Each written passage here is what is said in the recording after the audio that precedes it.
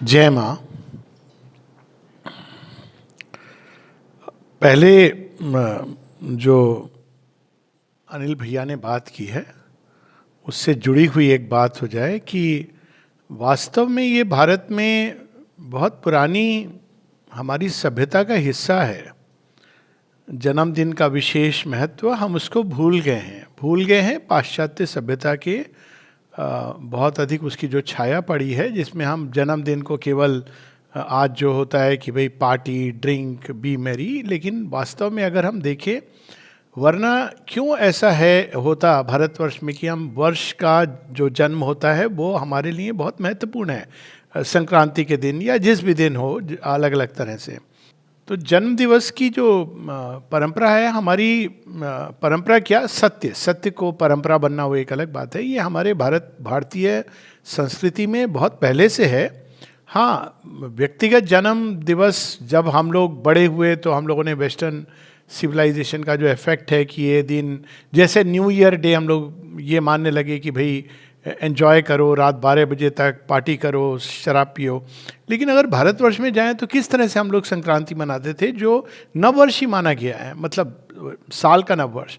उसी तरह से जब श्री राम और श्री कृष्ण का जन्मोत्सव मनाया जाता है, राधा माता का जन्मोत्सव मनाया जाता है, क्यों हम मनाते हैं उसको? ऐसी क्या विशेषता है? यहाँ तक कि दोनों दिन हम मेरे तो घर में मनाया जाता था जन्माष्टमी और श्री रामनवमी। क्यों हम मनाते हैं? क्योंकि ये केवल एक व्यक्तिगत घटना नहीं है कि वो बस शरीर ने जन्म लिया। अब जब हम लोग श्री राम जी की बात करते हैं, भय प्रकट कृपाला दीन दयाला, तो हम क्या कह रहे हैं कि ये केवल एक भौतिक शरीर का जन्म नहीं है, उस शरीर के साथ में एक संभावना जन्मी है, एक अभिप्सा जन्मी है, और ना जाने किस किस तरह की चीज़ें जन्मी हैं जो भविष्य में आकर खुलेंगी। तो कभी भी भारतवर्ष में, और ये हम सब जानते हैं, कई घरों में पहले भी होता रहा होगा कि जन्मदिवस को एक विशेष दिन के रूप में मनाया जाता था। यहाँ तक कि हम लोग इवन क्रिसमस को मनाते थे एज ए बड़ा दिन का होता था, हालांकि वो उसका क्राइस्ट के जन्म से कोई लेना देना नहीं है। तो ये भारतवर्ष में तो ये परंपरा में बिल्कुल अच्छी से है, जिसको हम भूल गए, और सीमा हमको उसका स्मरण करा रही है कि जन्मदिन का विशेष महत्व क्या है। तो अब इस महत्व के थोड़े पाशर में जाएं तो हमको ये दिखाई देता है कि काल की जो गति है उसमें दो प्रकार की गतियां होती हैं। एक तो है कि वो समय आगे बढ़ता जाता है, इससे हम सब परिचित हैं। लेकिन एक और गति है जो साथ साथ चलती है, जिसको साइक्लिक मूवमेंट ऑफ टाइम कहते हैं। ये साइक्लिक मूवमेंट जो काल का है ये जीवन में चलता रहता है, और इसी को हम लोग एस्ट्रोलॉजी में कई बार लोग कहते हैं शनि की 7.5 या राहु काल चल रहा है। ये क्यों कहते हैं? ये एक कालखंड में ऐसे अवसर आते हैं जो बड़े कठिन होते हैं, फिर वो चले जाते हैं। और अगर you have to wait through, वो अलग बात है कि आप पूजा पाठ करिए तो चलो पंडितों का भला हो जाता है, लेकिन वो आप 2.5 साल पूजा करें ना करें, आप एंड्योर करें, वो काल गति वो अपने आप चली जाएगी। वो वेव्स हैं टाइम के, और वास्तव में उसका एक महत्व है, वो एक अलग बात है, उसमें हम लोग अभी नहीं जाएंगे एस्ट्रोलॉजिकल प्रेमाइसिस में। लेकिन मुख्य चीज़ ये है कि जीवन में एक है स्ट्रेट समय जा रहा है, सीधा अपने काल गति से जाता जा रहा है, आगे को बढ़ रहा है। दूसरा है कि हमारे व्यक्तिगत जीवन में बहुत सारी ऐसी काल की गतियाँ हैं। इसीलिए हमारे यहाँ सृष्टि का प्रारंभ ही नाद से होता है, प्रारंभ में भी लाद से होता है, अंत में भी तांडव होता है। It is a dance.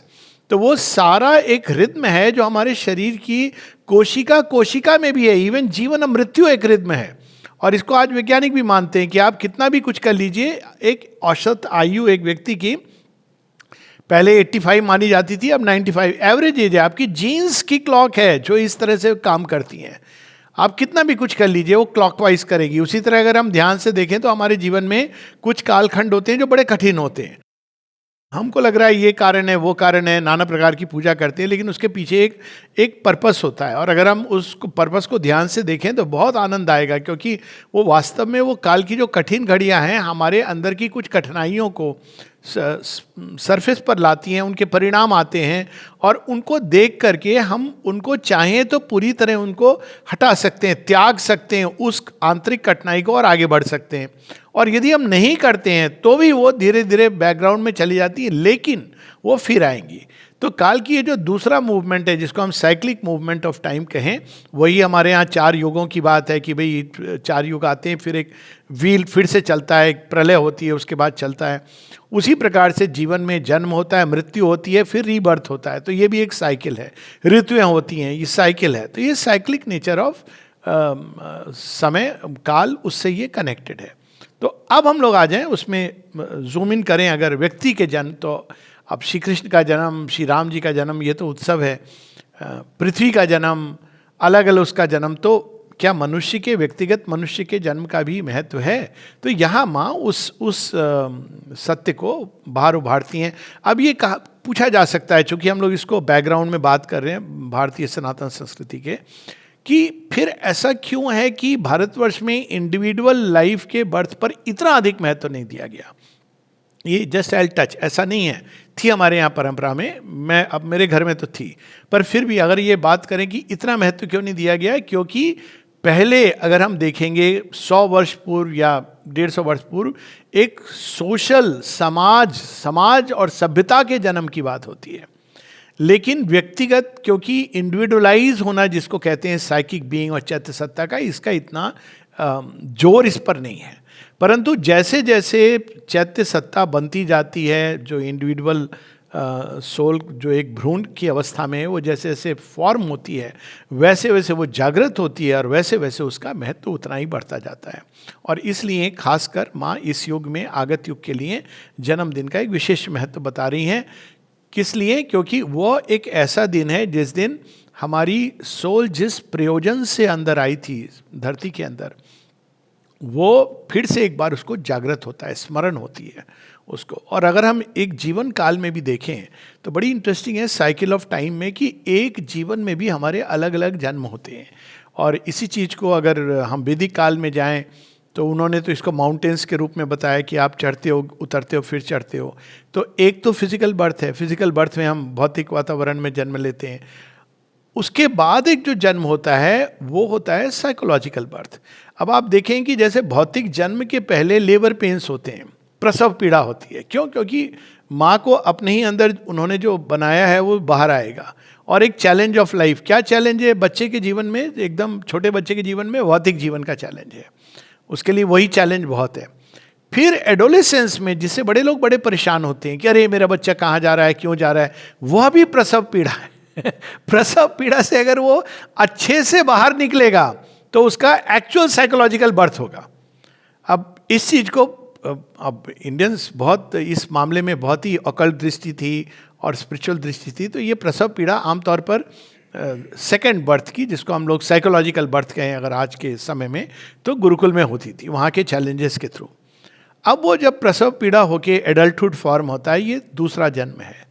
यानी आपकी अपनी एक इंडिपेंडेंट सोच होती है। आप हमेशा ये नहीं कि मेरे माँ बाप जो सोचते हैं वही मैं करूं, ये नहीं है, और वो नहीं होना चाहिए, क्योंकि फिर हम आगे की ओर नहीं जा रहे हैं, हम वापस जुड़े हुए हैं उसी उसमें।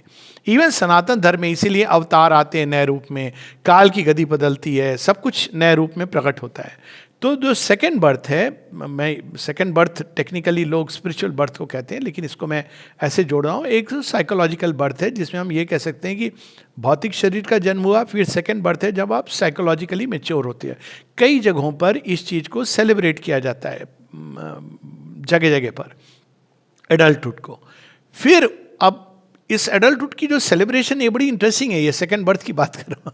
माओरी ट्राइब्स हैं, ये ट्राइब्स में है। अभी हमारे यहाँ वो बच्ची जब मैच्योर हो गई, पीरियड शुरू होते हैं, तो कई लोग उसको सेलिब्रेट करते हैं।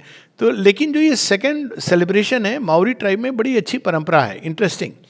तो ये क्या कहते हैं, न्यूजीलैंड की ट्राइब है, कि वो कहते हैं कि तुम बड़े हो गए हो, जब तुम कहते हैं ना कि बड़े, सच में बड़े हो गए हो, तो बच्चे को वो जंगल में, बच्चा क्या बड़ा हो रहा है, आप जंगल में उसको छोड़ते हो, और एक भाला होता है हाथ में और आंखों में पट्टी होती है।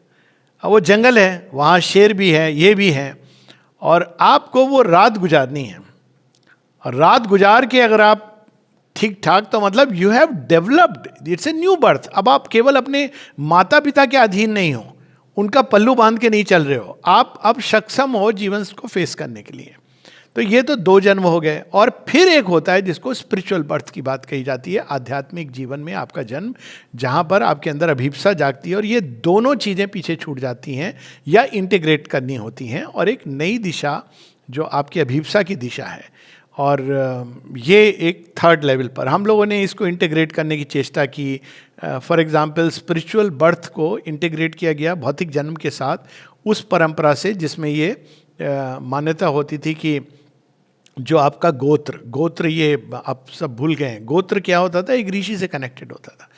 अब उस ऋषि को अगर देखेंगे तो वो ऋषि क्या होते थे, उनके अंदर एक ओरिजिनल इम्पल्शन है सृष्टि के अंदर काम करने का। आपको एक उदाहरण देता हूँ, ये थोड़ा हास्यास्पद भी है। तो मैंने कहा मेरा गोत्र क्या है, तो पता चला मेरा गोत्र भरद्वाज है। अब भरद्वाज ऋषि के नाम से 2 चीज़ें हैं, एक उन्होंने हीलिंग के ऊपर आयुर्वेद का पूरे वो सबको बुला करके उन्होंने एक हीलर थे, दूसरा उन्होंने विमान शास्त्र भी लिखा। तो मुझे लगा अच्छा कहीं ना कहीं मैं जुड़ा हूँ, अभी भी एयरफोर्स में और मेडिसिन से जुड़ा हूँ। तो कहने का अर्थ ये कि वो एक थर्ड लेवल का, इसको हम लोग हमेशा मानते थे कि एक हायर बर्थ है, और वो हायर बर्थ है हमारा स्पिरिचुअल बर्थ। स्पिरिचुअल बर्थ क्या है, हमारी एस्पिरेशन। एक है जो बच्चा जब फिजिकली जन्म लेता है तो माता पिता उसके अंदर अपना एम्बिशन या एस्पिरेशन या जो भी कहें डाल देते हैं, लेकिन बच्चे को इससे बाहर निकल करके, हो सकता है कि वो अलाइंड हो, अगर वो ऋषि हैं या माता पिता बहुत डेवलप्ड हैं जैसे माता जीजाबाई, तो वो एक अलग बात है। किंतु आम तौर पर ये एक स्टेज आती है जब हमको इससे बाहर निकल करके अब हमारी एक स्पिरिचुअल बर्थ, हम किस लिए पृथ्वी पर आए हैं, हमारा विशेष मकसद क्या है। माँ यहाँ तक कहती हैं कि जिस दिन व्यक्ति को ये ज्ञात हो जाता है, वो उसका अर्थ यही है कि उसका साइकिक बीइंग अवेक है। तो कहती हैं कि ये पता कैसे चलता है, ये 2 तरह के व्यक्तियों में, एक जो जिसका स्पिरिचुअल बर्थ हो चुका है, दूसरा जिसका नहीं हुआ है। अब हमारे यहाँ इसको कहते थे द्विज इज ट्वाइस बॉर्न, इसीलिए मैंने कहा कि वो सेकंड बर्थ जो मैं बीच में कह रहा हूँ, कंफ्यूजन नहीं होना चाहिए, क्योंकि सेकंड बर्थ भी अज्ञान में है जन्म। ट्वाइस बॉर्न, द्विज। और ये ट्वाइस बॉर्न, जब आप कोई गुरु के पास जाते थे, गुरु आपको इनिशिएट करता था, तो तब ट्वाइस बॉर्न होता था, तो वो द्विज हो जाता था। अज जो उसका रूट है बर्थ, उससे आता था द्व और अज, ट्वाइस बॉर्न। तो अब भारतवर्ष में इसकी परंपरा ये होती थी कि भाई अब ये सेकंड बर्थ इसका हो गया है तो आप इसको जनेऊ पहना दो। ये जनेऊ पहनाने का क्या अर्थ होता था कि भाई ये देखो इस व्यक्ति का अब ये एक नई यात्रा पर है, इससे आप ज़्यादा उलझो मत, उलझोगे तो समस्या होगी, क्योंकि इसकी जो यात्रा है अगर आपकी यात्रा के साथ मैच नहीं खाती है, अगर आप भी ट्वाइस बॉर्न नहीं हो तो ये समस्या क्रिएट करेगा आपके जीवन में, क्योंकि आप इसको एक उस जीवन में खींचोगे जो उसका जीवन अब नहीं है, वो उस जीवन के प्रति मर चुका है। इसके बहुत तरीके अपनाते थे लोग, संन्यास लेते थे कि अब मैं न मेरे माता हैं ना पिता हैं। बाय द वे आश्रम में भी एक बार एक ये बात हुई थी, किसी लेडी की डेथ हुई तो उसके भाई आए थे, उन्होंने उसको पैसे वैसे दिए थे। ये एक्चुअल केस हुआ है, बहन थी तो पैसे दिए थे उन्होंने, अब उनके अकाउंट में पैसे थे, इनकी मृत्यु हो गई। तो जब मृत्यु हो गई तो वो क्लेम करने के लिए आए, तो जब क्लेम करने के लिए आए, मैं उसमें इन्वॉल्व हुआ था क्योंकि वो आश्रम से कनेक्टेड थी। तो मैंने उनसे यही प्रश्न किया, मैंने कहा देखिए आश्रम में आने से आप सन्यासी नहीं हैं, but technically you are regarded as a सन्यासी, तो ना आप किसी चीज को क्लेम कर सकते हैं ना उसकी किसी चीज पर आपका क्लेम होता है, क्योंकि उसका कुछ नहीं है, वो तो फिर बिलोंग करता है वहीं पर। और ये आश्रम में ये किया जाता था। जब आश्रम में कोई साधक आता था तो श्री अरविंद माता जी 2 प्रकार से वो ज्वाइन करता था। एक था जहाँ वो भौतिक रूप से उस समय सारी चीज़ें माँ श्री अरविंद को दे देता था, जो भी उसकी फिजिकल एक्युमुलेट किया है, और वो फिर पूरी तरह उनसे सब कुछ रिसीव करेगा।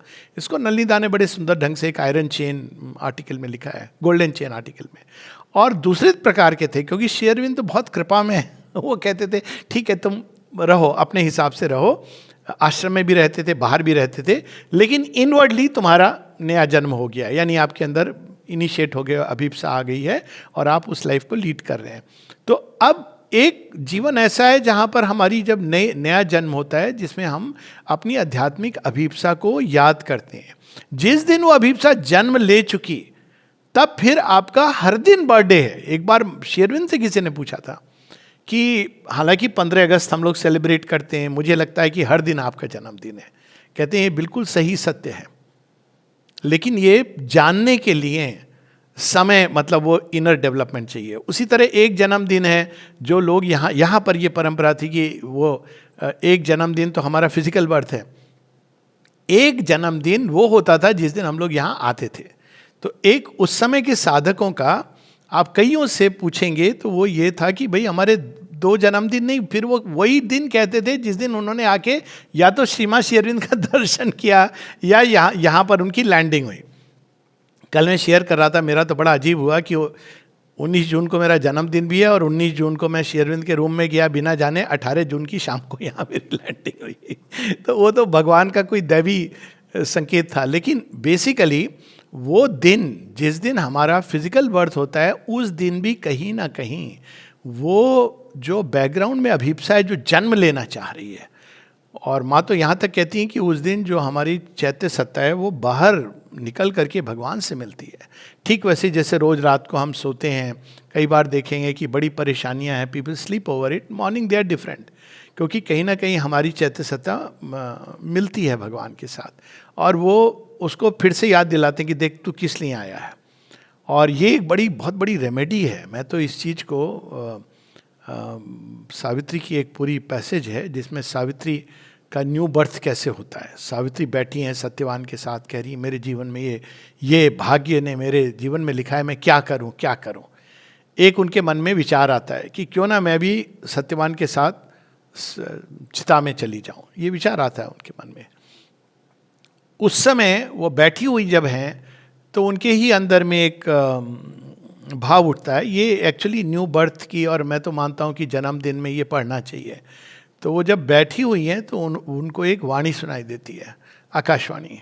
वाणी कहती है, a voice replied, remember why thou camest, स्मरण करो कि तुम यहाँ क्यों आई हो। अब अगर वो दिन हम मुख्य रूप से अब फिजिकल बर्थडे से कैसे कोलेट करते हैं, इस तरह की उस दिन वास्तव में हमारा जन्म ही उसी लिए हुआ है, चैत्य की प्रेरणा है पीछे। डेवलप नहीं होती है तो हम पूरा माँ बाप के एम्बिशन और समाज संसार इसमें खो जाते हैं, और डेवलप्ड होती है तो उनके जीवन में निश्चित रूप से ये एक ब्रेक होता है। और ब्रेक कैसे होता है, कहीं ना कहीं कि या तो वो बाहर कहीं चले जाएंगे या उस जीवन से बाहर निकल के अल्टीमेटली वो अपने स्पिरिचुअल पथ से जुड़ जाते हैं। तो यहाँ पर ये मूल चीज़ है। बात ये नहीं कि बर्थडे को कैसे सेलिब्रेट किया जाए, वो एक बात है। सेलिब्रेट इस तरह किया जाए कि हम ध्यान करें, स्मरण करें कि हम क्यों आए हैं यहाँ पे। और वो बहुत सुंदर दिन है क्योंकि उस समय चैत्य भाव बहुत प्रबल होता है। लेकिन मुख्य चीज़ है कि बर्थडे कौन सा है। हमारे यहाँ होती है तिथि का जन्मदिन और एक इसका, तो मैं ऐसे कहता हूँ बर्थडे कौन सा है। एक है जो फिजिकल बर्थ है, यहाँ पर वही मनाते हैं हम लोग कि भाई एक स्टैंडर्डाइज है। लेकिन आश्रम में ये परंपरा थी कि कई लोग जब वो दोबारा आते थे या जब वो पहली बार आते थे, जब माँ उनको देखती थी, उसको जन्मदिन मनाते थे। और इसको भी माँ ने सैंक्शन दिया हुआ है। और बहुत है तो 2-2 दिन मनाइए जिनको अवसर है। तो ये इसका बैकग्राउंड है कि वो एक ऐसा दिन है जब एक प्रकार से हम चाहें तो हम अपने पास्ट को पीछे छोड़ सकते हैं। कहने का अर्थ ये कि वो एक नया जन्म, एक नई संभावना, और जिन लोगों ने इसको कॉन्शियसली अनुभव किया है, मैंने इसको देखा है कि बर्थडे के कुछ समय पहले आपके अंदर कई सारी चीज़ें प्रारंभ होती हैं। एक होती है जो एक कैथारसिस शुरू होती है, एक होती है कोई नई प्रेरणा आ रही है, और अगर आप प्रतीक्षा करें तो वो जन्मदिन फिर उसके बाद एक नया जीवन एक प्रकार से प्रारंभ होता है। तो ये एक अवसर है जिसका हम लोग लाभ उठा सकते हैं। ये उसका बैकग्राउंड है। माँ, मधुर माँ, पेज नंबर 4। एक स्मारक अवसर होने के अलावा हमारे जन्मदिन का सचमुच क्या अर्थ होता है? व्यक्ति इस अवसर का लाभ कैसे उठा सकता है? माँ कहती हैं, वैश्व शक्तियों के लय के कारण, ये देखिए डांस है टाइम का, और केवल टाइम का नहीं, टाइम तो सबको नचा रहा है। तो वो सारी जो वैश्व शक्तियां हैं वो काल के अधीन होकर नाच रही हैं। वैश्व शक्तियों के लय के कारण यह माना जाता है कि हर साल व्यक्ति के अंदर अपने जन्मदिन पर विशेष ग्रहणशीलता होती है।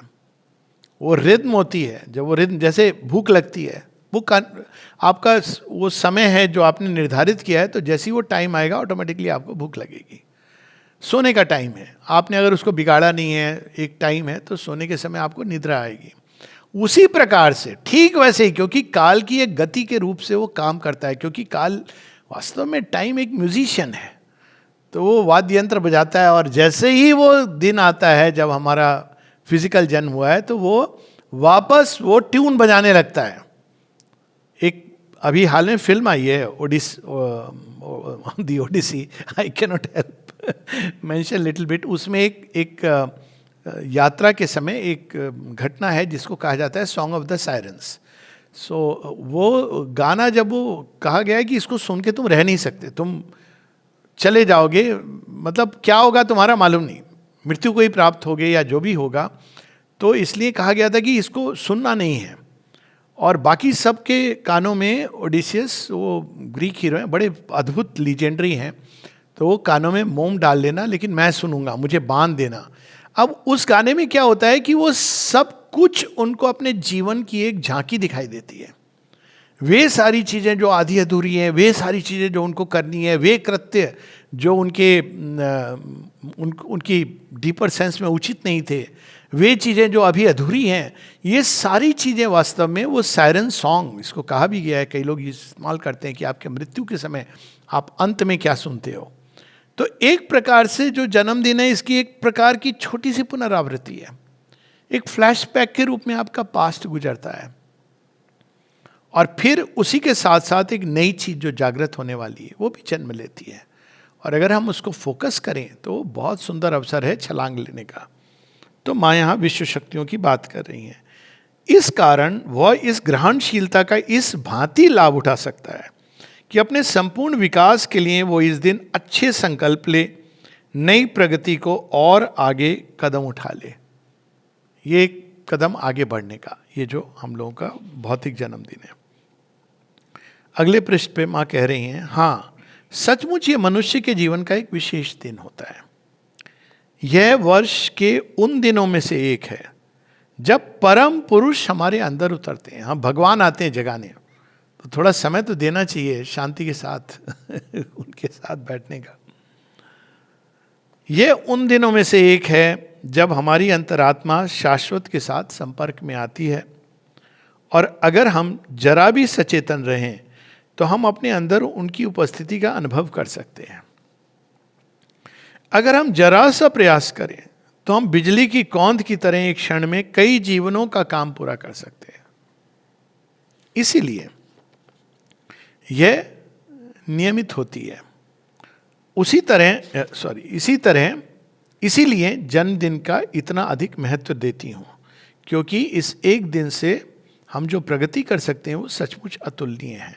और ये माँ यहाँ पे करती थी। जन्मदिन एक ऐसा दिन था जिस दिन माँ से आप कितनी भी बार मिल सकते थे। आप सुबह मिलो, हाँ माँ टाइम देती थी, ये नहीं कि आप कभी भी चले गए पर 2-2 बार 3-3 बार लोग मिले हैं माँ से, और उन्होंने जिस तरह से वो अद्भुत जो अनुभव करते थे, कई लोगों ने इसको वर्णन भी किया है इसका। मेरे बालक, ये बहुत बहुत विशेष दिन है, क्योंकि ये निर्णय का दिन है। ऐसा दिन है जब तुम परम चेतना के साथ एक हो सकते हो। उस दिन भगवान हमें उच्चतम संभव क्षेत्र तक उठाते हैं, ताकि हमारी आत्मा जो शाश्वत ज्वाला का अंश है अपने सत्य के साथ मिलकर तादात्म्य हो सके। तो ये टाइम की रिद्म में ही भगवान ने काल की गति में ऐसे मोमेंट्स छोड़े हैं। हम ऐसे कहें, ऐसे मोमेंट्स हैं जब एक द्वार खुलता है और भगवान खड़े होते हैं। अब सोचिए, आप जिस समय भगवान खड़े हों, द्वार खुला हुआ हो, भगवान खड़े हों या नॉक कर रहे हैं, उस दिन अगर हम पार्टी कर रहे हों और कैसी पार्टी, शराब चल रही है, ये ना जाने क्या क्या चल रहा है, वो भगवान तो थोड़ी देर अब अपने बिजी शेड्यूल में से आते हैं। ये उनकी महिमा है, करुणा है। तो ये आवश्यक है कि उस दिन का हम महत्व समझें। फिर माँ बताती हैं, यह एक गुह्य गूढ़ आध्यात्मिक घटना है जो अबाध रूप से हमारे जाने बिना वर्ष के इस विशेष दिन घटती है। और वास्तव में ये हर एक घटना का जो वर्ष होता है उसका एक रिद्म होती है।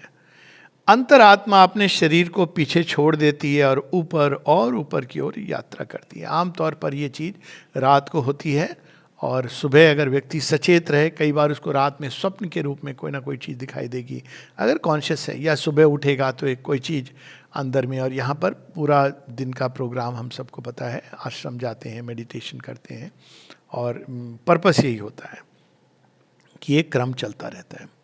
फिर माँ बताती हैं पेज 7 पर, हर चीज़ का एक लय होती है। और इसकी बात चर्चा हो रही थी कि हमारे जीवन में ऐसे होगा कि कभी कभी बहुत अद्भुत प्रोग्रेस होगी। ये नहीं कि हम लोग बहुत एस्पायर कर रहे हैं, लेकिन प्रोग्रेस हो रही है, वो गाड़ी बहुत सुंदर चल रही है, फिर एक उसमें रुकावट आती है। अब वास्तव में वो रुकावट भी हमारी प्रगति का हिस्सा है। अब रुकावट क्या आती है कि हमारे अंदर जो कठिनाई है वो बाहर निकलेगी, तो अवसर है। अगर हम इसको अवसर के रूप में लें तो हम कई सारी चीज़ें बाहर कर सकते हैं।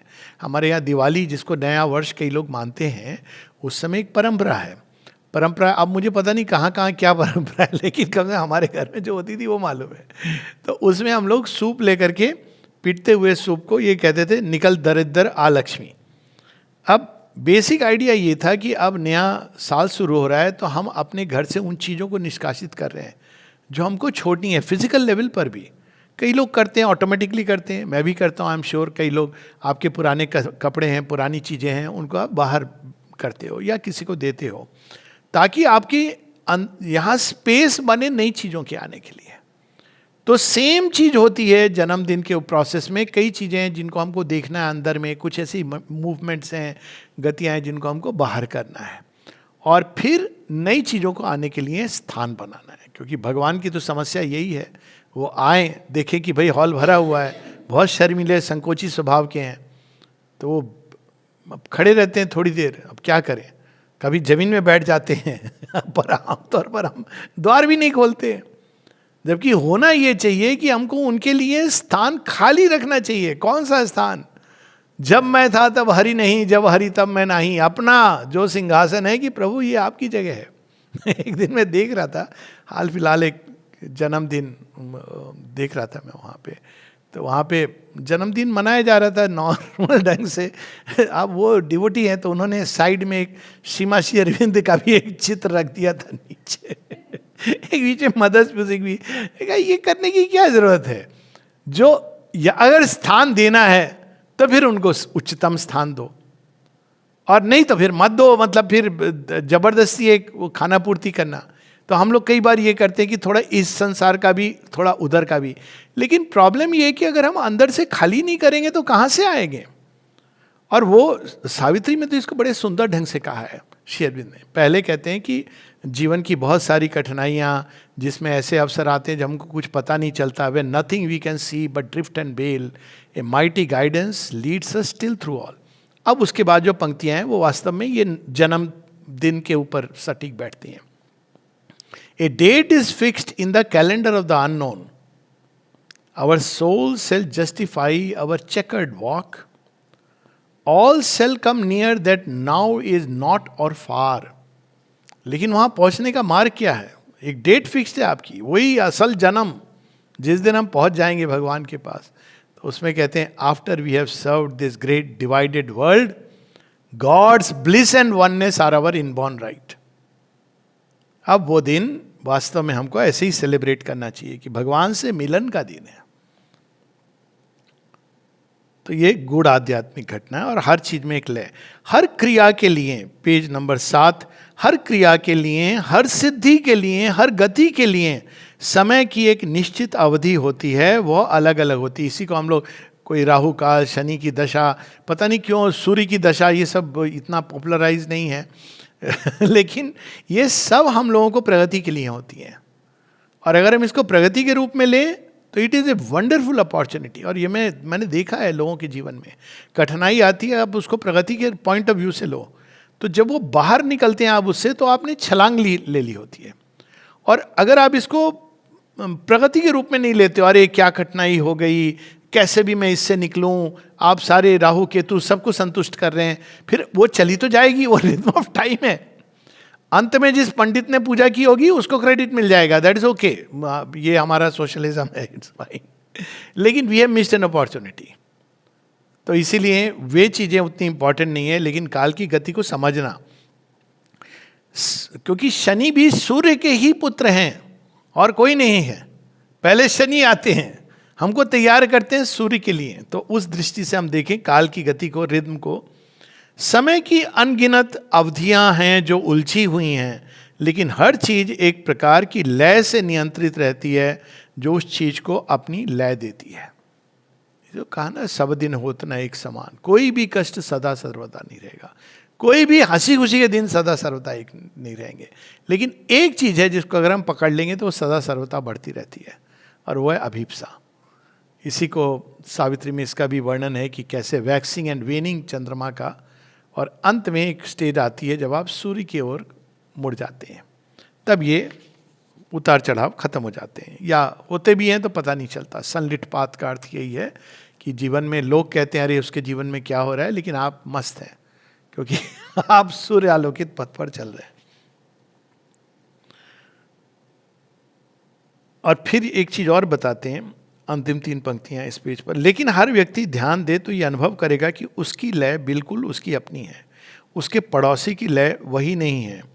लेकिन जिस तरह ऋतुओं की एक खास लय होती है जो सब मिलाकर काफ़ी नियमित होती है, उसी तरह व्यक्तिगत जीवन की अपनी ऋतुएं होती है। कम से कम मेरे जीवन में मैंने बड़े इसको स्टडी किया है, क्योंकि श्री अरविंद का एक पत्र मैंने पढ़ा था, तो उसमें वो बताते हैं कि उनके जीवन में 12 ईयर की साइकिल चलती थी। कुछ लोगों के जीवन में 7 साल की चलती है, कुछ लोगों के जीवन में 12 ईयर्स की साइकिल चलती है। और अगर उसको ध्यान से पढ़ें, देखें, तो बड़ा इंटरेस्टिंग होता है। लगभग और फिर उसमें थोड़ी मेजर साइकिल चलेंगी 20 साल की, उसमें एक चेंज आता है आपको, एक जैसे एक नई सीढ़ी पर चढ़ते हैं। और तब ध्यान से देखें तो लगता है कि काल भी वास्तव में भगवान का दास है। श्री अरविंद जी कहते हैं कि टाइम को एक बड़ी इंपॉर्टेंस देते हैं। 4 जो 4 8 में एक को टाइम को, और हमको समझना है कि काल को के साथ हमें कैसे डील करना है, ना उससे डरना है ना विचलित होना है। वो मित्र है या शत्रु है, ये आपके ऊपर डिपेंड करता है। अगर आप सही ढंग से लें तो आपका मित्र है, और अगर आप उससे घबराएंगे, डरेंगे, तो फिर उलट पुलट के टूटते फूटते बिखरे हुए पहुंचेंगे। अब पेज नंबर 9 पे माँ से किसी ने पूछा है कि मेरी समझ में नहीं आता कि साधारणतः लोग अपने जन्मदिन को इतना महत्वपूर्ण क्यों बना देते हैं। यह सच है कि आपने एक बार लिखा था कि और दिनों की अपेक्षा जन्मदिन पर व्यक्ति को भौतिक सत्ता अधिक उद्घाटित और सीमा के प्रति अधिक ग्रहणशील होती है। अब सीमा एक बड़ी इंटरेस्टिंग चीज बता रही है। यह भौतिक सत्ता या शरीर के जन्मदिन का प्रश्न नहीं है। इस दिवस को व्यक्ति को इस रूप में लेना चाहिए कि उसके अंदर एक विकसनशील नव जन्म हो रहा है, जिसकी बात हम लोग करते हैं। इसीलिए हम लोग घर में भी गृह प्रवेश के पहले पूजा करते हैं ना, ये इसका लॉजिक है। और कई लोग उसको मनाते हैं, and there is a logic to it, क्योंकि वो आपके लिए वो एक रिपीट करता है जो आपने आवाहन किया था। वो ये नहीं कि अब खत्म हो गया, अब हम आज हमने भगवान का आह्वान कर लिया, कल हमारे पास सारे असुर राक्षस ड्रिंक एंड डाइन और वाइन ये चलेगा। आप हर एक साल एक प्रकार से उस रिद्म को रिपीट करते हैं, आप स्मरण करते हैं, इन्वोक करते हैं, और इसे वह अपने जीवन के एक नूतन वर्ष के प्रति उद्घाटित होने का सुअवसर बना सकता है। श्री माँ के जन्मदिन को यही अर्थ, और श्री माँ ने जन्मदिन को यही अर्थ और महत्व प्रदान किया है। यही चीज़ है हमारे यहाँ, जब हम श्री माँ श्री अरविंद का जन्मदिन मनाते हैं या 29 फरवरी का मनाते हैं, क्यों मनाते हैं? ये एक फॉर्मेलिटी नहीं है, एक फेस्टिवल नहीं है, ये वो अवसर नहीं है कि हम लोग, कई लोग इसको इस तरह से कि बहुत सारे प्रोग्राम कर लिए। इनफैक्ट अगर मुझसे पूछें तो प्रोग्राम नहीं होने चाहिए, केवल शांत रूप से एक ध्यान करें लोग, और कुछ रीडिंग कर सकते हैं। कहीं कहीं पर वो श्री माँ का जन्मदिन मना रहे हैं तो हम डांस रख रहे हैं बच्चों का, दैट्स नॉट द आइडिया। हम वही भूल कर रहे हैं जो हम अपने जन्मदिन पर करते हैं। वो दिवस है श्री माँ के यहाँ अवतरण, उस पर हमें ना केवल मनन करना है, ध्यान करना है, बल्कि जुड़ना है, क्योंकि हम लोग उनकी संतान हैं।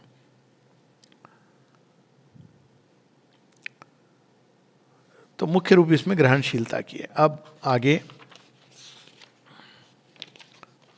ये बहुत सुंदर वैसे कविता है इसमें, आर को उसके जन्म दिवस पर, लेकिन इसमें जो रिद्म है वो इंग्लिश में है, तो मैं इसको पढ़ नहीं रहा हूँ, लेकिन please read from collected poem. पढ़ी होगी हम सब में कई लोगों ने, मुझे तो बहुत आनंददायक वो कविता लगती है। इंग्लिश में वो पंक्तियाँ हैं, fear not for the storms that swell, winds that sweep. तो वो कहते हैं भय नहीं करो, क्यों? Always our captain holds the rudder well, he does not sleep. और आगे बताते हैं, even they who sink in the victorious flood. देखिए काल की गति में सब शुभ है, कल्याण, श्रद्धा। Even they who sink in the victorious flood, where do they sink into his breast? He who to some gives victory, joy and good, to some gives rest. अब मृत्यु क्या है? थोड़े दिन की विश्राम है। ये सैड, बुरा हो गया, दुख, ये नई सृष्टि के साथ नहीं मेल खाता है। थोड़े दिन विश्राम करेगा, माने इस पर भी बहुत कुछ, जन्म, लाइफ एंड डेथ का भी एक रिद्म है, उसकी भी बात करते हैं। फिर कुछ संदेश हैं जो माने साधकों को दिए हैं, पेज नंबर 15 पर एक है, ईश्वर करे कि नव जन तुम्हारे हृदय में अभिव्यक्त हो। ये श्री अरविंद का संदेश है। May the new birth be manifest in your heart and mind and life, मतलब ताकि हमारा मन, प्राण, शरीर उस अभिप्सा से जागृत हो सके जिसको लेकर के हमारा भौतिक जन्म हुआ है। मैनिफेस्ट, वह तुम्हारी सत्ता, मन और दृष्टि, संकल्प, भावना, जीवन तथा शरीर के सभी भागों को अपना ले। सोचिए अगर जन्मदिन के दिन हमारी ऐसी अभिप्सा हो कि मेरे मन में माँ, प्राण में माँ, हृदय में माँ, शरीर में माँ, कण कण में माँ, कोशिका कोशिका में माँ, कितना अच्छा रहेगा। ईश्वर करे कि तुम्हारे जीवन की हर तिथि, अब देखिए यहां पर वो एस्पेक्ट आ रहा है कि every day can be A birthday, तुम्हारे जीवन की हर तिथि उसी के विकास और अधिकाधिक पूर्णता को की तिथि बनती जाए, जब तक कि तुम्हारे अंदर का सब कुछ मां का बालक ना बन जाए। यही है चंद्रमा और सूर्य का संदेश। चांद उठता है, गिरता है, रात को वो बेचारा अपना काम करता है अलग अलग रिद्म में। अब सूरज निकलता है तो चांद बैकग्राउंड में चला जाता है। तो हमारे जीवन में भी ये एक राइज एंड फॉल, इसके अच्छे बुरे समय, लेकिन एक बार हम सूर्यालोकित पथ पे आ जाते हैं तो फिर वो सूरज नहीं ढकता है। Then we reach the perfect integer of the soul. बाहर तो क्योंकि अभी इसीलिए श्री अरविंद जो फाइनल एज आएगी उसके बारे में क्या कहते हैं? The ever lasting day, the supreme consummation, ever lasting day. याद आ रही मुझे चंद्रमा के 6 होने की कहानी, but I am resisting the temptation. Shiv ji जो धारण करते हैं, it's a very symbolic story. Anyway, ईश्वर करे उनके प्रकाश, शक्ति तथा उपस्थिति से अपने आप को घेर लो, वह तुम्हारी रक्षा करे, तुम्हें आंख की पुतली बनाए रखें और तुम्हें अपने हृदय में छिपाए रखें, जब तक कि तुम्हारा आंतरिक और बाह्य अस्तित्व एक ही ना बन जाए, जब तक कि वह शांति, बल तथा आनंद की अभिव्यक्ति ना बन जाए। अब वो लिखते हैं अलग अलग साधकों को क्या करना चाहिए।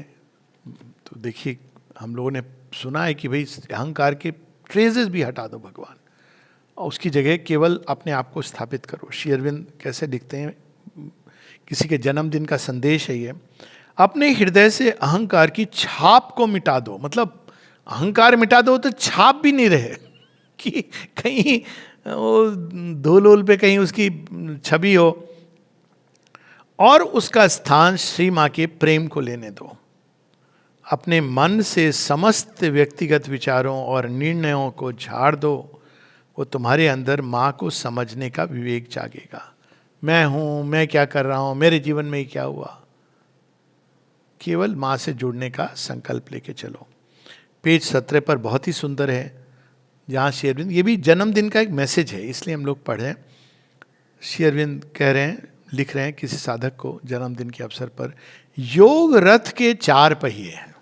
जगन्नाथ रथ की पूरी हम लोगों ने उस पर तो श्री अरविंद ने जो लिखा है अद्भुत है।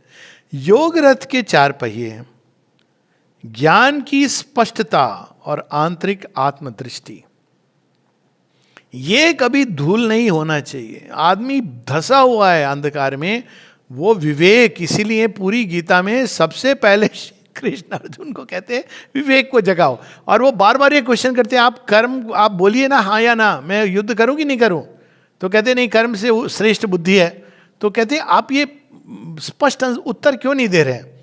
तो बुद्धि तो मेरी यही कह रही है कि मैं संन्यास ले लूं, आप कर्म से श्रेष्ठ मैं मान रहा हूं। तो वहीं वो कह रहे हैं कि अभी बुद्धि है तुम्हारी वो धसी हुई है, विवेक को उठाओ, विवेक को जागृत करो, ताकि वो सदैव हम कहीं पर भी हों, किसी भी अवस्था में विवेक को ना खोएं। यही bye the way Odysseus film में भी हम देखते हैं कि सभी अवस्थाओं में उसका विवेक जागृत रहता है। यहाँ तक कि जब वो एकदम लोटस के वो बीज खा के भी विस्मृत हो गया है सब कुछ, लेकिन विवेक जागृत रहता है, उसको कहीं ना कहीं उसको खोज है।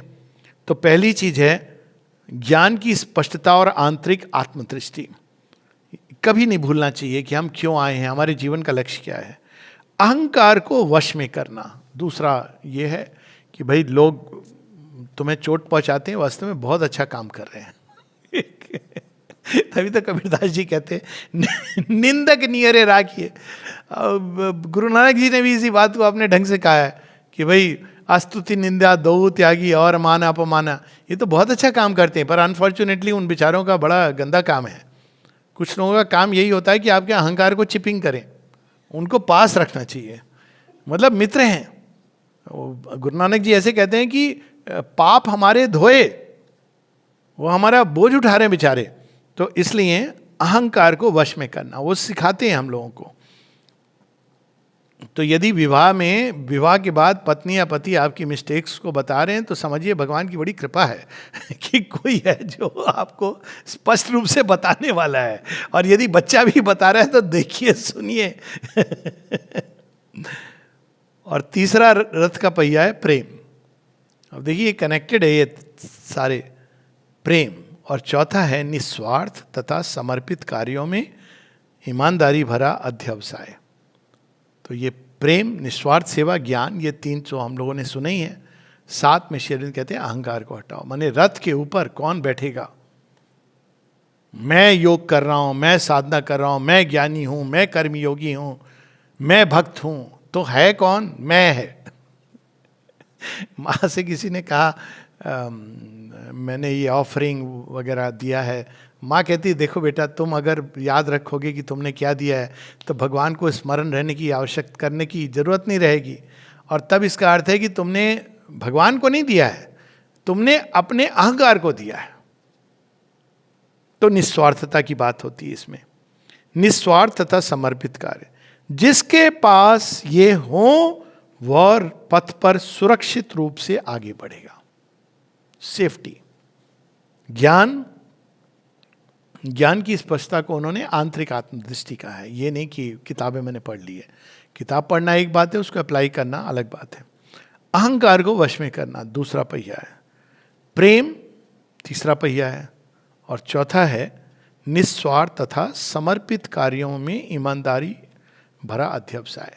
स्वार्थी कार्य में तो लोग करते हैं, क्यों? हमको बेनिफिट मिलेगा एम्बिशन से, लेकिन भगवान का काम निस्वार्थ भाव से। ऐसे ही एक मैसेज है पेज नंबर 20 पर, ये इंग्लिश में बड़ा सुंदर है। This is the lesson, it is the lesson of life. Hindi में इसका ट्रांसलेशन हम लोग पढ़ेंगे। यह वो सबक है जो जीवन हमेशा व्यक्ति को सिखाता है कि इस जगत में हर चीज उसे विफल कर देती है। जिसने सीख लिया वो, मतलब भगवान ने उसको डबल ट्रिपल प्रमोशन देके आगे बढ़ा दिया। आगे क्या? अगर वो भगवान की ओर पूरी तरह से मुड़ जाए तो एकमात्र ये ही है जो उसे विफल नहीं करते। ये सीख लिया तो सब सीख लिया। ऐसी बात नहीं है कि चूंकि तुम्हारे अंदर कोई बुरी चीज है इसलिए प्रहार तुम्हारे ऊपर पड़ता है। सभी मनुष्यों के को आघात इसलिए सहने पड़ते हैं। ये तो कभी नहीं अडॉप्ट करना चाहिए कि अरे मेरे को भगवान ने क्यों चुना है आघात देने के लिए। एक्सक्यूज मी एज दे से। ढूंढ लाओ कोई जिसको आघात ना पड़े हो। ये किसी ने तो बड़ी सुंदर इस पर लिखा है कि तुम्हें कैसे पहचानोगे कि ये भगवान का भक्त है जो पहुंचा है। कहते हैं उसके मुंह पर आपका नाम और पाँव में छाला होगा। नहीं पहुंचते वहां तक उसके बिना। ऐसी बात नहीं कि चूंकि तुम्हारे अंदर कोई बुरी चीज है इसलिए प्रहार तुम्हारे ऊपर पड़ता है। सभी मनुष्यों को आघात इसलिए सहने पड़ते हैं क्योंकि वे ऐसी चीजों को पाने के लिए कामनाओं से भरे रहते हैं जो हमेशा बनी नहीं रह सकती और कभी तो वे उन्हें पा नहीं सकते, उन्हें खो बैठते हैं। और अगर पा भी लें कुछ समय बाद वही चीज उनके अंदर निराशा ले आती है और उन्हें संतुष्ट नहीं कर पाती। भगवान की ओर मुड़ना ही जीवन का एकमात्र सत्य। आप सोचिए, ये मैसेजेस श्री मां श्री अरविंद देते थे लोगों को जन्मदिन के अंदर, कार्ड्स हैं सारे, कितने सारे।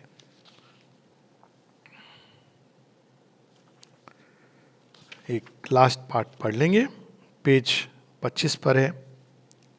जिसे नवजन्म कहा जाता है वो आध्यात्मिक जीवन में आध्यात्मिक चेतना में जन्म है। अब ये आ गया, एक फिजिकल बर्थडे है, एक न्यू बर्थ है। वो अपने अंदर आत्मा की किसी ऐसी चीज को वहन करना है जो अंतरात्मा के द्वारा व्यक्तिगत रूप से जीवन को शासित करना और अस्तित्व की स्वामिनी बनना शुरू कर सकती है। यानी हम उस दिन, हमारी जो एस्पिरेशन है वो हमें गवर्न करे। माता जी का एक मैसेज एक जगह, let your highest aspiration organise your life. बाकी चीजें हैं जीवन में, लेकिन जब भी उसमें और हमारी एस्पिरेशन में टकराव आए तो हमको पता होना चाहिए कि हमें क्या चुनना है। और अंत में पेज 26 पर, असल में अधिकतर ये बाय द वे श्री मां के जो वाणी है, मातृवाणी के, ये लास्ट कन्वर्सेशन है, ये बड़ी महत्वपूर्ण है। असल में अधिकतर मनुष्य कैदी के समान हैं जिनके लिए सब दरवाजे और खिड़कियां बंद हैं, अतः उनका दम घुटता है। दम घुट रहा है इसलिए क्योंकि हमको न्यू बर्थ चाहिए, लेकिन हमको दरवाजा नहीं खोलना है। समस्या ये है। यह बिल्कुल स्वाभाविक है, लेकिन उनके पास वह कुंजी है जो दरवाजों और खिड़कियों को खोल सकती है, पर वे उसका उपयोग नहीं करते। निश्चय ही ऐसा भी समय होता है जब उन्हें यह मालूम नहीं होता कि उनके पास कुंजी है। ये ठीक है कि लोगों को लगता है यही सब कुछ है, उसी में वो सब कुछ कर रहे हैं, परंतु इसे जान लेने के बहुत बाद में भी, यह बताए जाने के बहुत बाद भी वे इसका उपयोग करने से झिझकते हैं और उन्हें संदेह होता है कि इसमें दरवाजे और खिड़कियां खोलने की क्षमता भी है क्या। मतलब कि क्या सच में दरवाजा खोला जा सकता है। सावित्री में एक पंक्ति आती ना, माइंड पर जो खड़े हैं कहते हैं, can still the door be open, can the way be found. और क्या दरवाजे और खिड़कियां खोलना अच्छा होगा, ये भी सोचते हैं कि भाई हम कंफर्ट जोन में हैं, अभी कोई अच्छी बात थोड़ी हो। तो बताई कहानी दिल्ली आश्रम की कि वो एक वकील और एक सेठ जी दोनों आते थे संडे को सुनने के लिए, सब 60 के ऊपर दोनों। एक दिन सेठ जी के बेटे ने कहा कि मैं भी आज जाऊंगा, तो सेठ जी ने उसको एक थप्पड़ लगा दिया। वकील जी वहीं थे, कहा आपने उसको थप्पड़ क्यों लगाया, कितनी अच्छी बात कर रहा था वो। कहते अरे आप समझेंगे नहीं वकील साहब, हम लोग तो क्या है ना, जीवन को समझते हैं, जाते हैं, सुन के आ जाते हैं, थोड़ी कोई सीरियसली लेते हैं उस सत्संग को। ये तो यंग लड़का है, ये तो भटक जाएगा, ये तो उसको सच में मान लेगा कि हाँ मुझे भगवान को खोजना है। ये रियल स्टोरी है बाय द वे, थोड़ा बहुत इसमें मिर्च मसाले लगे गए हैं, लेकिन स्टोरी रियल है। ये हम लोगों की समस्या है। थोड़ा डर बना रहता है, जब ये दरवाजे और खिड़कियां खुल जाएंगे तो क्या होगा, और वे डरे रहते हैं। उन्हें इस प्रकाश और स्वतंत्रता में खो जाने का डर होता है। वे उसी में बने रहना चाहते हैं जिसे वो अपना आप कहते हैं। उन्हें अपना मिथ्यत्व और अपना बंधन पसंद है।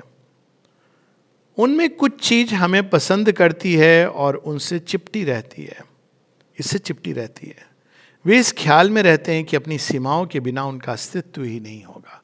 वास्तव में हर उपलब्धि जिसको हम बांध के चल रहे हैं, हमारी सीमा है, वो हमको लिमिट कर रही है, बांध रही है, हम उसके परे नहीं देखना चाह रहे हैं। माता पिता और बच्चे के संबंध में भी यही होता है। वो नहीं समझ पा रहे हैं बच्चे को, क्यों? क्योंकि वो अपनी सीमा में बंधे हैं। हमारे समय में, हाँ भाई आपके समय में काल की गति बदल रही है, तो you have to look at that. इसलिए यात्रा इतनी लंबी है, इसलिए वह इतनी दुरूह है। क्योंकि यदि सचमुच कोई अपनी अस्तित्वहीनता के लिए सहमत हो, टैगोर के पास कोई ऑटोग्राफ लेने के लिए गया, तो पहले उनके सेक्रेटरी राजा सुबोध मलिक उससे मिला, तो उन्होंने कहा आप भी दे दीजिए, वो भी बड़े फेमस हैं कि भाई आप भी थोड़ा कुछ अपना ऑटोग्राफ दे दीजिए। उन्होंने पुस्तक पे लिखा नो दाई सेल्फ, साइन कर दिया। अब वो टैगोर के पास गए, अब वो सोच रहे हैं अब वो क्या लिखेंगे। टैगोर ने देखा, मुस्कुराए, नीचे लिखा फॉरगेट दाई सेल्फ। जो खोने को तैयार नहीं है वो कहाँ पाएगा। तब द्रुत आलोक में और आनंद में हो जाएगा। इसलिए यात्रा इतनी लंबी है, पर शायद उस तरह नहीं जैसे लोग हर्ष और आसानी को समझते हैं। तथ्य तो यह है कि ऐसे बहुत कम हैं लोग जिन्हें संघर्ष पसंद नहीं है। बहुत कम लोग इस बात से सहमत होंगे कि रात का ना होना संभव है। वे प्रकाश की कल्पना अंधकार के उल्टे रूप के सिवाय ही कर ही नहीं सकते। छायाओं के बिना चित्र ना होगा, संघर्ष के बिना विजय ना होगी, और कष्ट सहन के बिना आनंद ना होगा। बस यही उनकी धारणा है। और जब तक कोई इस तरह सोचता है, तब तक आत्मा में उसका जन्म नहीं हुआ है। जय मां।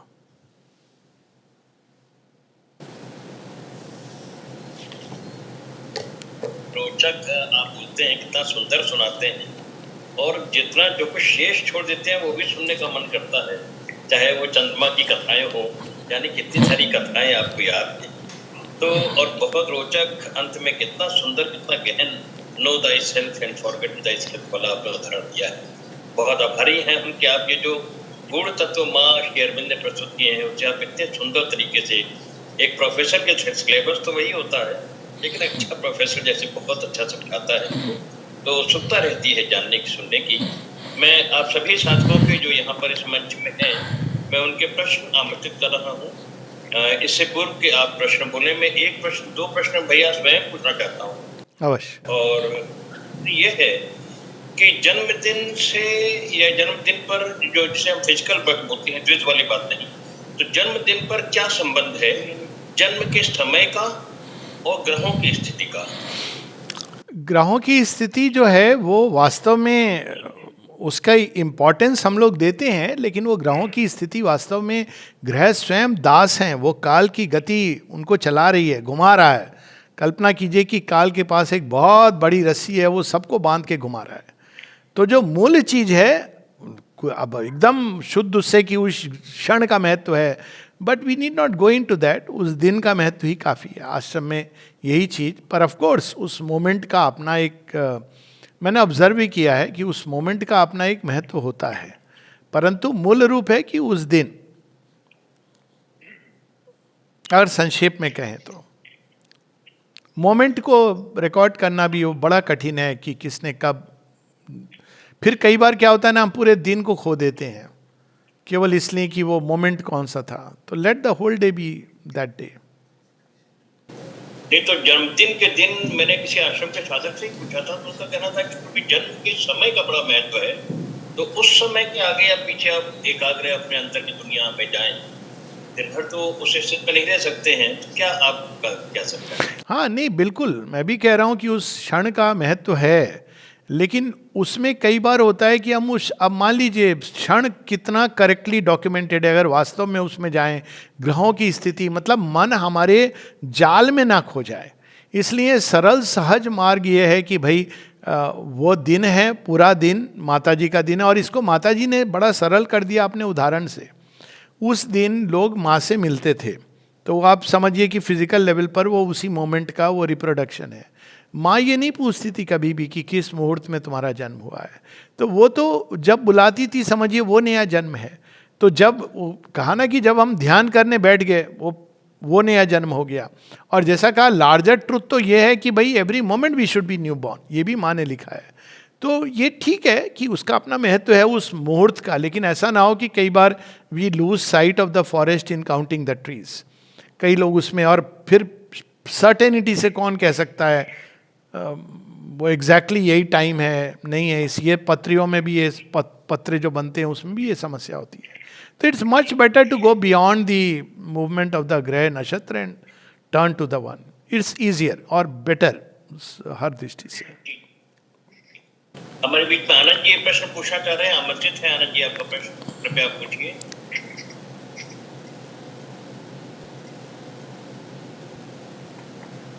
आनंद जी आप म्यूट हो तो उसे खोल दीजिए और आप प्रश्न अपना पूछिए।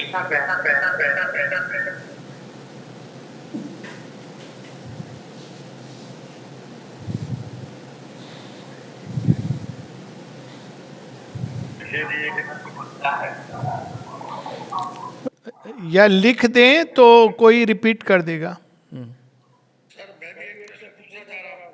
हाँ जरूर जरूर। समस्या दूर हो रही है। माननीय उपी दानी जी हमारे बीच में, प्रणाम करता हूँ। आप कृपया प्रश्न पूछिए। कहिए कहिए दानी जी। अभी जो इसमें वार्ता में बात अभी मुहूर्त की हो रही थी, तो उसमें जन्मदिन की बात करते हैं, वो जन्मदिन तारीख के हिसाब से, तिथि के हिसाब से। तो ये तो दो कैलेंडर के उस पर हुआ कि सूर्य का कैलेंडर और चंद्रमा का कैलेंडर। तो मैं इस पे थोड़ा सा हाँ हाँ पौंडीचेरी में आपने पाशी कपूर जी, उनसे एक बार ऐसी चर्चा चल पड़ी और उन्होंने मुझे अपने जीवन का घटना बताई कि माँ से मिलने के लिए शायद 21 तारीख को गए, 21 मार्च, और मदर ने मुझे मिलने के लिए मना कर दिया। उनसे कहा कि आप 28 तारीख को आइए, और जब उन्होंने आकर कहा कि अब आप जो है और घर पे आकर के उन्होंने जब इसके बारे में डिटेल मालूम की तो मालूम पड़ी 28 को उनका तिथि के हिसाब से टिकट था। हाँ नहीं ठीक है, मतलब ये संभव है, लेकिन अगर व्यक्तिगत अनुभव हैं इसके विपरीत भी हैं। जैसा मैंने बताया, मुझे पता नहीं था जन्मदिन का महत्व, और 19 जून को ठीक मैं 18 जून की शाम को यहाँ पहुँचा हूँ। 19 जून को मैं लाइन में खड़ा था श्री अरविंद के कक्ष जाने के लिए, इसलिए नहीं कि जन्मदिन का महत्व मालूम है, इसलिए कि लाइन जा रही थी श्री अरविंद के रूप में। और भी बहुत कुछ हुआ, लेकिन वो डोर पर जब पहुँचा हूँ श्री अरविंद के, तो मुझसे पूछा गया जन्मदिन। वो पूछते थे सबसे, तो जो जिनका जन्मदिन होता था उनको पहले इधर बैठा देते थे, बाकी लोग श्री अरविंद के कमरे में जाते थे। तो मेरा तो वही फिजिकल बर्थडे जो जिसको कहते हैं उसी दिन हुआ। तो देखिए इंडिविजुअल चीज़ें अलग, लेकिन अगर माँ के कृत्य को देखा जाए तो वो फिजिकल बर्थडे के दिन, या कुछ लोग जिस दिन वो माँ को मिलते थे उसको वो अपना जन्मदिन मानते थे। तो अगर एक जनरलाइज किया जाए, बाकी ठीक है वो तिथि के हिसाब से, लेकिन अगर चंद्रमा का कैलेंडर जो तिथि से चलता है या सूर्य का कैलेंडर जो सन के उससे चलता है, अगर मेरे केवल एक इंट्यूटिव सेंस, आई अंडरस्टैंड कि चंद्रमा के कैलेंडर का अपना महत्व है, लेकिन मैं तो सूर्य के कैलेंडर को ज़्यादा सही मानता हूँ। नॉट बिकॉज उसका वेस्टर्न वर्ल्ड से कोई कनेक्शन है, लेकिन सूर्य पृथ्वी की गति का जो संबंध है वो चंद्रमा और पृथ्वी की गति से कहीं अधिक सटीक लगता है। दिस इज ऋतुएं बदलती हैं, सब कुछ। तो आई पर्सनली फील कि सूर्य और पृथ्वी का जो संबंध है दैट शुड बी, मतलब बहुत ही निष्पक्ष भाव से कह रहा हूँ, बेटर एंड हायर देन चंद्रमा और पृथ्वी का संबंध। पर ये एक व्यक्तिगत वो है। माँ ने तो माँ लेकिन सोलर कैलेंडर को ही मानती थी। अगर माँ की उसमें देखें तो she used to accept the solar calendar, और वो काल के परे हैं तो दैट डजंट मैटर।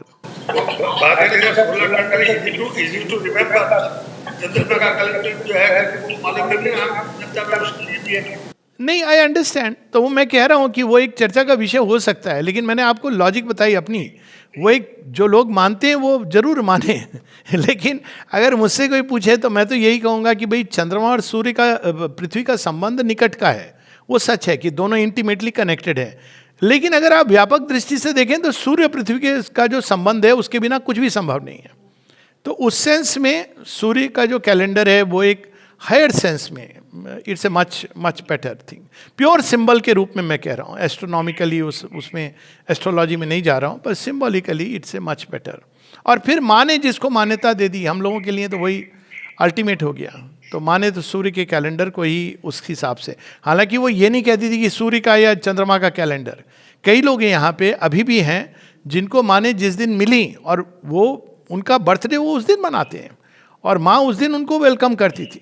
वो सबसे उत्तम है कि हमारे तो चंद्रमा और सूर्य दोनों अंधकार में प्रकाश देने वाली माँ, और जब प्रकाश है तो उसमें रास्ता दिखाने वाली माँ. तो वो हम ये कह सकते हैं कि भी जिस दिन हमारे अंदर ये अवेकनिंग हुई, आश्रम पहुँचे या समाधि गए, हमारा तो वही जन्मदिन, मतलब वो हाईएस्ट सेंस तो वही है.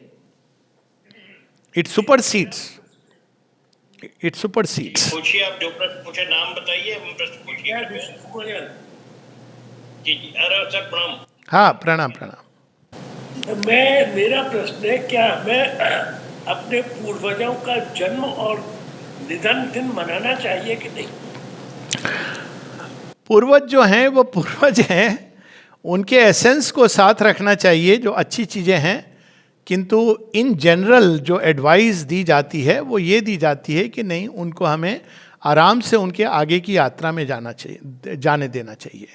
इस पर कपाली शास्त्री जी जो बहुत अच्छे ज्ञाता थे संस्कृत के, वेदों के, उन्होंने तो यहाँ तक कह दिया कि it is better to forget, best to forget, क्योंकि वो उनकी आगे की यात्रा है. हम उन्हें क्यों बांधें पृथ्वी के साथ? तो which is both logical and spiritually correct. Again personal sentiment एक अलग बात है, परंतु अगर एक किसका वो एक विषय है जिस पर हम लोग बात कर चुके हैं एक्चुअली. श्राद्ध, अब इसमें एक सबसे बड़ा प्रश्न ये उठता है कि आप अगर एक व्यक्ति का श्राद्ध कई वर्षों तक मना रहे हैं, तो क्या हम भी ग्रीक्स और क्रिश्चियंस की तरह ये मानते हैं कि एक ही जन्म है? और यदि हम पुनर्जन्म में मानते हैं तो हम कब तक श्राद्ध बनाएंगे? एक लॉजिकल क्वेश्चन है कि क्या हम 50 साल बाद भी श्राद्ध मनाते रहेंगे? तो फिर क्या हम पुनर्जन्म को नहीं मानते कि उन्होंने जन्म ले लिया है? तो ये प्रश्न है जो युवा पीढ़ी सही रूप से करती है और इसका सही उत्तर होना चाहिए. तो हम लोग तो इसको नहीं मानते ना कि भाई वो कॉन्स्टेंटली अब वहीं पर ड्वेल करते हैं. अब कहने वाले वो कहते हैं, परंतु ये तो एक प्रकार का फिर एक तर्कपूर्ण बात नहीं है.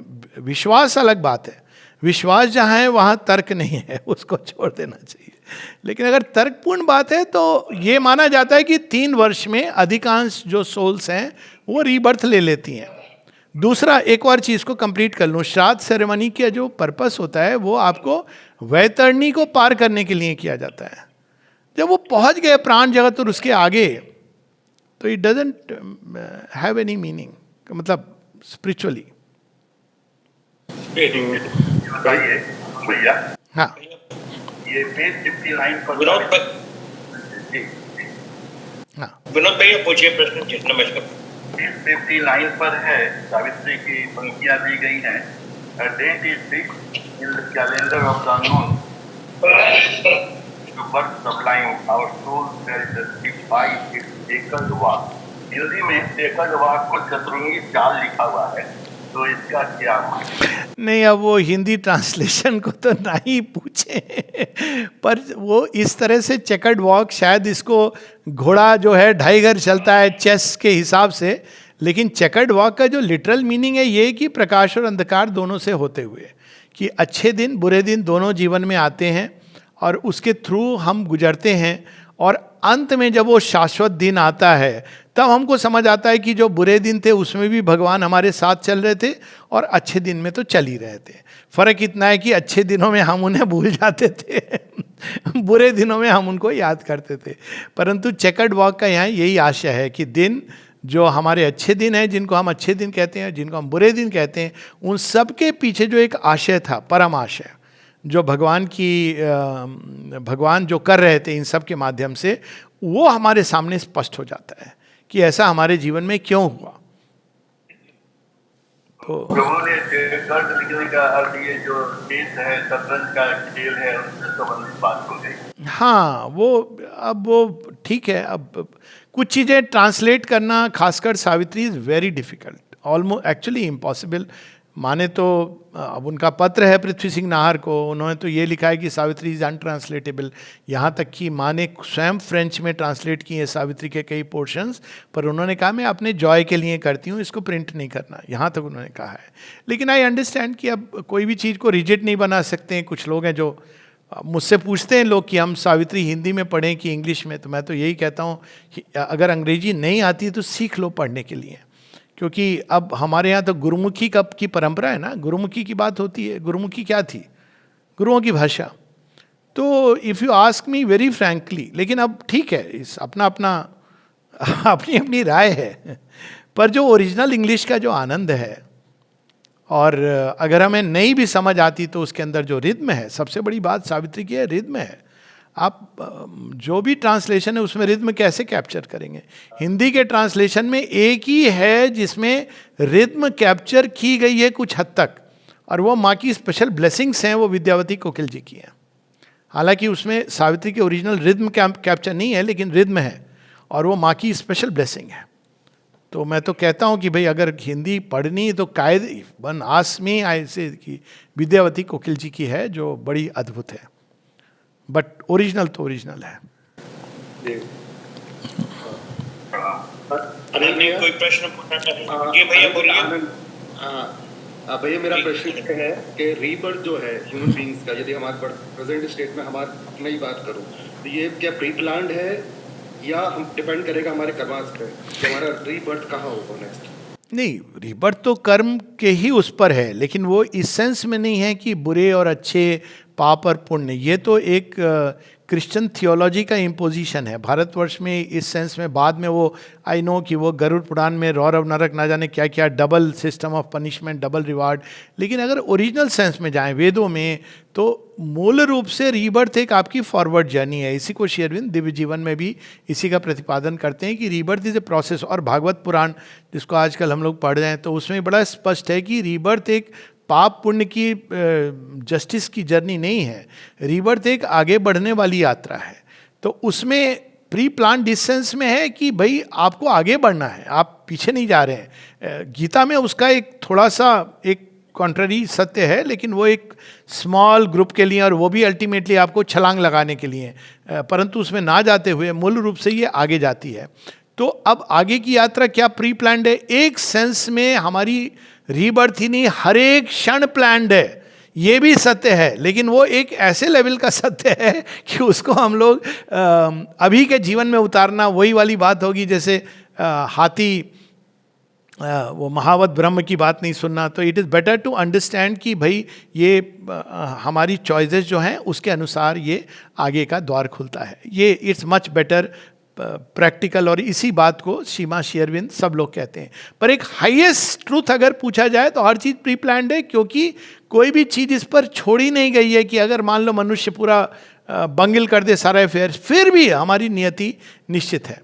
तो जो हमारी लास्ट पॉइंट है वो निश्चित है, उसको नहीं हटाया जा सकता। और लास्ट पॉइंट है हरि मिलन की आस, मतलब we will unite with the divine. लेकिन अब वो हम किस रास्ते से जाएंगे, इस चुनाव के आधार पर हमारा जो रीबर्थ है वो निश्चित करता है। कि मान लो हमारे अंदर कोई अनुभव की चाह है जो अधूरी रह गई। अब कई हैं लोग आश्रम में भी रह के अंदर में ही रहता है आधा अधूरा कि भाई ऐसा होता वैसा होता। तो अब क्या क्या होता है, रीबर्थ होता है, भगवान की चल तो ऐसा वैसा करके भी देख ले क्या होता है। तो कहने का अर्थ ये कि ये कुछ लोग हैं जो एक नैरो रोड से जाते हैं। कई लोगों के अंदर ये होता है कि हम ये भी अनुभव वो भी अनुभव, तो उसको भी लेके जाते हैं। रीबर्थ का पर्पस है आपको वो सारे अनुभव दे देना जिनसे अल्टीमेटली चैत्य सत्ता पोषित होती है। वो पाप पुण्य का चक्कर वो बाहर की चेतना का है, लेकिन वो पोषित होती है और आगे बढ़ती है भगवान की ओर। तो रीबर्थ की आवश्यकता होती है इसलिए क्योंकि हम पूरी तरह वो डेवलप नहीं हुई है हमारी चैत्य सत्ता, इसको कुछ और अनुभवों की आवश्यकता है। जिस दिन अनुभवों की आवश्यकता समाप्त हो जाती है, मतलब वो पूरी डेवलप्ड हो चुकी है, सचेतन हो चुकी है, तब उसको रीबर्थ का कोई कारण नहीं है, तब वो मुक्त है। उसके बाद वो अगर आना चाहती है, आती है, और आना चाहती है तो सचेतन रूप से कॉन्शियस वर्क के लिए आती है। और उसको जन्म से ये ज्ञात होता है कि मैं क्यों आ रही हूँ। कहीं ना कहीं उसको अर्ली लाइफ में 4, 5, 6 साल उम्र या उसके भी पहले उसको ज्ञात हो जाता है कि मेरा इस संसार में प्रयोजन क्या है। तो जिस दिन आदमी पूरा डेवलप हो जाती है साइकिक बीइंग, सारे अनुभवों से फिर आवश्यकता नहीं है। तो अब प्री प्लान्ड से डिपेंड करता है कि भाई बाहर की क्या घटना है, प्री प्लान्ड है एक हाईएस्ट लेवल पर एवरीथिंग। लेकिन श्री अरविंद माता जी ने दोनों ने कॉशन वर्ड यूज़ किया है इसके साथ, क्योंकि फिर व्यक्ति, कई लोग ये कहते हैं फिर कोई कुछ करेगा नहीं, ये भी सत्य नहीं है। आपको कितना भी कोई कह दे सब प्री प्लान्ड है फिर भी करेंगे क्योंकि सब ही नचावत राम गुसाई तो अल्टीमेटली करेंगे वही चेष्टाएं करेंगी जो उनको ले जाएंगी। आलोक भैया एक प्रश्न और पूछ लूं मैं? हाँ अवश्य अवश्य। श्री राम का जन्म, श्री कृष्ण का जन्म रात को 12 बजे हुआ, श्री राम का दिन में 12 बजे हुआ। कोई आपकी विशेष व्याख्या है इसमें, क्योंकि जन्म के समय की बात है। हाँ बिल्कुल बिल्कुल। अब वो फिजिकली ऐसे हुआ कि नहीं वो एक अलग बात है, लेकिन निश्चित रूप से ये बहुत ही सांकेतिक रूप से बड़ी स्पष्ट है। श्री राम त्रेता युग में आते हैं, वहाँ राजा ही प्रधान है। त्रेता युग के पहले सतयुग है। सतयुग में हर व्यक्ति अपने इनर ट्रूथ से चलता है, लेकिन मतलब भगवान यज्ञ रूप में, यज्ञ पुरुष के रूप में हर एक के हृदय में अवेकेंड है। त्रेता युग में वो राजा के रूप में है, और द्वापर युग में वो कोड ऑफ कंडक्ट, और कलयुग में सब खत्म। तो श्री राम त्रेता युग में आते हैं। जब एक तरह से देखा जाए तो अभी भी जो सतयुग है उसका जो फुल इफेक्ट है वो है वहाँ पे। रावण वगैरह आ गए हैं, लेकिन वो एक फुलनेस है लाइफ की कुछ हद तक। श्री कृष्ण कब आते हैं? द्वापर का अंत हो रहा है, कलयुग आने वाला है। तो वो आधी रात में आना कि वो जब बिल्कुल, और उन्होंने इसीलिए कहा कि यदा यदा ही धर्म से ग्लानि, तो वो एक एब्जेक्ट डार्कनेस में जब कहीं पर नहीं दिख रहा है कोई रास्ता, पूरा भटक गया है व्यक्ति। श्री राम के साथ ऐसा नहीं है, वो ऐसे काल में नहीं आ रहे हैं जब व्यक्ति भटक गया है। अभी तो वानर और राक्षस वो अपने अपने जीवन को जी रहे हैं, असुर। तो वो एक अलग है, सूर्य आके उनको पथ दिखा रहा है। वैसे भी उनको एक, इसके पीछे एक दूसरा संकेत भी है कि भाई सूर्यवंशी हैं, और जो श्री कृष्ण हैं ये सारे यदुवंशी हैं। तो उस सेंस में भी है, लेकिन जो मूल है वो सिंबॉलिक है कि श्री कृष्ण आते हैं द्वापर के अंत में, कलयुग के प्रारंभ में। और वो एक ऐसा समय जब घनघोर अंधकार है, वहाँ श्री कृष्ण प्रकट होते हैं और वो हाथ में मनुष्य के रख देते हैं गीता आगे का मार्गदर्शन करने के लिए। अब जैसे श्री अरविंद का जन्म, by the way Shri Aurobindo का जन्म सुबह 4 बजे हुआ है, 4 के आसपास, तो भी बड़ा सिंबॉलिक है कि वो उषा काल। अब पूरी तरह वो उषा नहीं हुई है, physically you cannot see the day, लेकिन वो एक्चुअल बर्थ उनकी यही दिखा रही है कि वो अब एक नवजन्म की ओर संसार जा रहा है। अब उसके लिए उन्होंने सबके हाथ में सावित्री रख दी है, जैसे श्री कृष्ण गीता रखी है, क्या ये नेविगेट करेगी? तो हाँ, सॉरी भैया, इसकी एक व्याख्या पंडित जी ने मुझसे कहा कि क्योंकि ये 2 काल मिल रहे थे, और जब शून्य पे काल आया तो वो काल पुरुष है, इसलिए प्रकट तो उस समय ही उनको होना था। हाँ, ये काल पुरुष की वो बात है। वो तो 2 काल तो दोनों बार मिल रहे हैं। श्री कृष्ण की जब विड्रॉ करते हैं तब भी दूसरा काल, वो तो युग संधि की वेला होती ही है, दोनों समय होती है। तो लेकिन वो सूर्य, वो दोपहर क्यों और ये रात क्यों, बात ये है। वो तो काल तो मिल ही रहे हैं, क्योंकि द्वापर और कलयुग का मिलन है। ये तो भागवत पुराण में एकदम स्पष्ट रूप से है। बाकी जो श्री राम काल का अंत है वो युग का, ये बड़ा स्पष्ट नहीं है, ये एक प्रकार की व्याख्या में है। परंतु अगर हम वाल्मीकि की रामायण पढ़ें तो ये वहाँ पर ये नहीं है कि वो जो दिखाया गया था रामायण में भी कि वो स्वयं वो आकर के यम कहते हैं कि भाई काल बदल रहा है, क्योंकि कायदे से वो डेफिनेट नहीं है। हालांकि हम मान के चलते हैं कि ठीक है काल बदल गया उसके बाद, परंतु श्री कृष्ण के समय भी बदलता है। श्री कृष्ण के समय वो कलयुग आ रहा है जो महारात्रि है। और कोई साधक कोई प्रश्न पूछना चाहें तो अब एक प्रश्न हम और ले सकते हैं।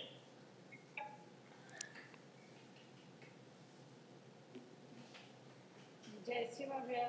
जय माँ। जय जो आपने लास्ट लाइन वो सर ने पढ़ा था, अभी सीखा था 27वां पेज का लास्ट पैराग्राफ था, उसमें लास्ट लाइन है कि आत्मा में उसका जन्म ही नहीं हुआ। भैया ये पूरा पैराग्राफ आपको समझ नहीं। हाँ, तो आत्मा में जन्म ही नहीं हुआ, यानी कि जो व्यक्ति केवल इंद्रियों के घेरे में रहता है, मन के घेरे में रहता है, जिसके लिए मन ही सब कुछ है और इंद्रियों से जो चीज़ों को देखता है, सूंघता है, श्रवण करता है, उसको ही वो सच मान के चल रहा है, तो वो व्यक्ति अभी उसका जो आत्म तत्व है उसमें जन्म हुआ ही नहीं है। ये उस सेंस में है कि वही वो नव जन्म की यहाँ बात हो रही है, न्यू बर्थ, यानी वो स्पिरिचुअली बॉर्न नहीं है, रीबॉर्न नहीं है, वो उसी को सच मान रहा है, मन को ही घेरा, उसी में जो मन दिखा रहा है, खेल खेल रहा है, उसी को वो सच मान रहा है।